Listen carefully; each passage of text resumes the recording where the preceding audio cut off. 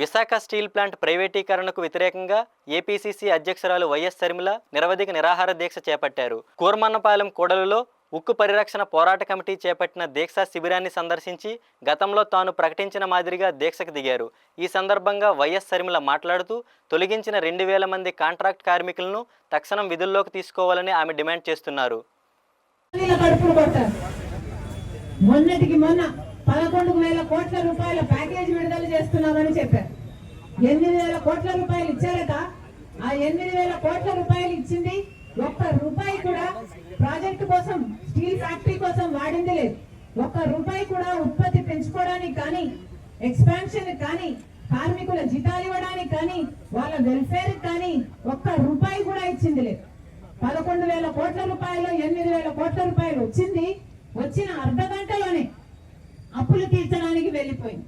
అంటే ఒక కేంద్ర సంస్థ నుంచి డబ్బు వచ్చింది, ఇంకో కేంద్ర సంస్థకు వెళ్ళిపోయింది. మరి ఏం ఉద్ధరించినట్టు బీజేపీ పార్టీ? ఇంకా ఇవ్వాల్సింది 3,000 కోట్ల రూపాయలు. ఆ 3,000 కోట్ల రూపాయలు కూడా ఎప్పుడు ఇస్తారట? ఇక్కడ 5,000 మంది ఉద్యోగాలు పీకేస్తే అప్పుడు ఆ 3,000 కోట్ల రూపాయలు విడుదల చేస్తారట.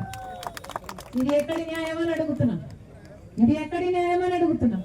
ఇప్పటికి 2,000 మంది ఉద్యోగాలను తీసేశారు. ఒకరు కాదు, ఇద్దరు కాదు, 100 కాదు, 200 కాదు, 2,000 మంది ఉద్యోగాలు. అంటే వాళ్ళ కుటుంబాలు వాళ్ళ మీద ఆధారపడి ఉంటాయి. 10,000 మంది జీవితాలను ఎఫెక్ట్ చేసే డిసిజన్ ఎట్లా పడితే అట్లా, ఒక పద్ధతి లేదు, ఒక ప్రొసీజర్ లేదు, ఎందుకు తీస్తున్నారో చెప్పలేదు. 2,000 మంది, దాదాపు 2,000 మంది ఉద్యోగాలు పీకేశారు. ఇది ఎక్కడి న్యాయం అని అడుగుతున్నా. ఎవరి ఉద్యోగాలు పీకేశారు? ఇక్కడ పని చేస్తున్న వాళ్ళ ఉద్యోగాలు పీకేశారు.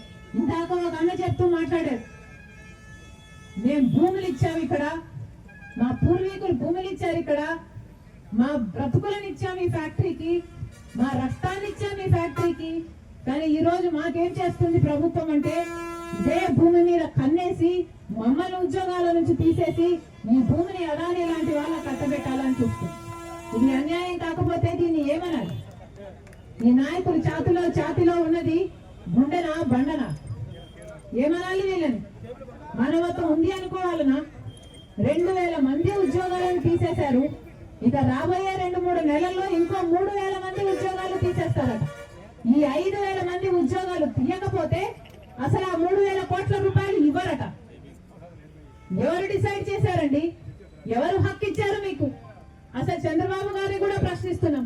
మీరు ఈరోజు ముఖ్యమంత్రిగా ఉన్నారు. ముఖ్యమంత్రి స్థాయిలో ఉన్న వాళ్ళు ఒక సంస్థలో 2,000 మంది ఉద్యోగాలను తీసేస్తే కనీసం స్పందించాల్సిన అవసరం లేదా? కూటమి సర్కార్ని అడుగుతున్నాం, జనసేన పార్టీ నాయకుడు పవన్ కళ్యాణ్ గారిని అడుగుతున్నాం, బీజేపీ పార్టీని అడుగుతున్నాం. ఇక్కడ వాళ్ళు ఓట్లేస్తే మీకు అధికారం వచ్చింది. ఇక్కడ పక్కనే ఎమ్మెల్యే ఏమో జనసేన, ఇంకొక ఎమ్మెల్యే ఏమో టీడీపీ. మరి అలాంటప్పుడు ఒక్కరైనా వచ్చి ఆదుకున్నారా? 2,000 మంది ఉద్యోగాలు పోతే ఎందుకు రాలేదని ప్రశ్నిస్తున్నాం. ఇదే కూటమి సర్కార్, ఇదే చంద్రబాబు గారు ఇచ్చిన మద్దతుతో ఈ రోజు బీజేపీ అధికారంలో ఉంది. అసలు చంద్రబాబు గారు మద్దతు ఇవ్వకపోతే బీజేపీకి అధికారం వచ్చేదే కాదు. కానీ ఈ రోజు బీజేపీ కేంద్రంలో అధికారం ఉంది అంటే దానికి కారణం మీరు వేసిన ఓట్లు.